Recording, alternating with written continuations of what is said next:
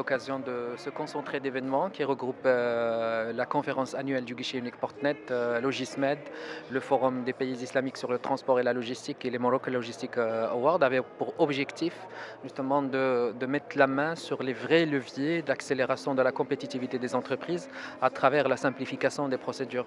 Et parmi ces leviers-là, c'est le capital humain, comment accélérer la formation, comment donner euh, con- concourir à l'amélioration de la compétitivité des entreprises grâce à la croissance de leur maturité, en investissant sur des systèmes d'information, en investissant sur des formations qui soient accessibles, qui soient simples et qui soient reconnues aussi, qui soient alignées aux standards internationaux. Mais il y a un deuxième levier qui est très très important, c'est le levier de l'intelligence collective. C'est comment, grâce au mode de fonctionnement collectif et au mode de fonctionnement en groupe, on peut justement atteindre mieux à ce qu'on pourrait faire seul. Et l'exemple très parlant de ça, c'est Portnet. Portnet est une structure qui a pour raison d'être de contribuer grâce à l'innovation et grâce à l'intelligence collective et l'utilisation du digital à donner des impacts vraiment palpables et concrets sur la compétitivité des entreprises en dématérialisant des process, en portant conseil en temps réel par rapport à ce que veut faire l'entreprise en important et exportant, ainsi de suite. L'occasion de partager sur ce que nous sommes en train de faire. Le sujet, c'était la simplification. Je pense qu'au niveau de la douane, j'allais dire, on était précurseur, on a fait beaucoup de choses en tout cas au niveau de la simplification des procédures. Nous avons la chance d'avoir aujourd'hui un système d'information qui permet ça.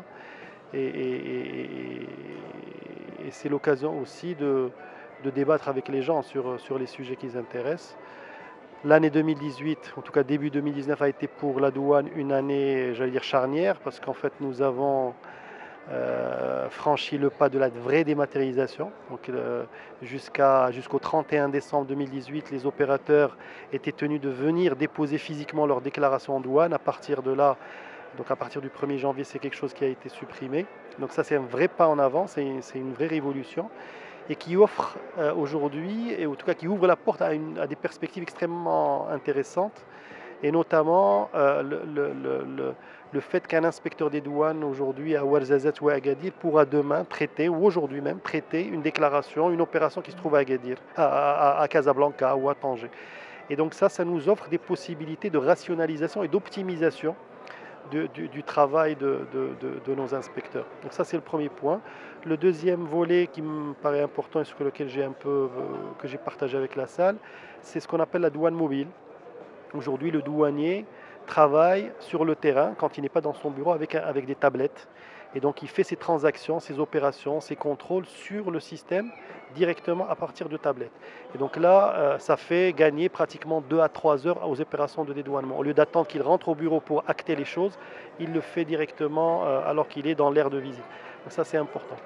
Et puis, en matière de simplification toujours, nous sommes en train de faire un nettoyage de toutes les procédures, les documents que nous exigeons aujourd'hui et qui ne sont pas véritablement utiles ou pour lesquels nous pouvons avoir l'information autrement, sans embêter l'opérateur.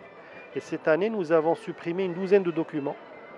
Le dernier en date aujourd'hui, c'est un document qu'on exigeait pour l'exonération de TVA en matière de début d'activité. Quand une entreprise démarre, elle a l'exonération de la TVA pour les biens d'équipement et elle devait aller au service des impôts pour récupérer cette information. Aujourd'hui, la connexion avec les impôts est en temps réel et donc on sait pertinemment si elle a ce début d'activité, cette attestation ou pas, si elle est éligible ou pas. On n'a pas besoin qu'elle fasse le facteur entre deux administrations. Et ça, c'est quelque chose de très important. C'est même Sa Majesté l'Ainsro qui a demandé à ce que l'opérateur, le citoyen, ne fasse plus le facteur entre deux administrations. Les administrations n'ont qu'à se parler et c'est exactement ce que nous sommes en train de construire.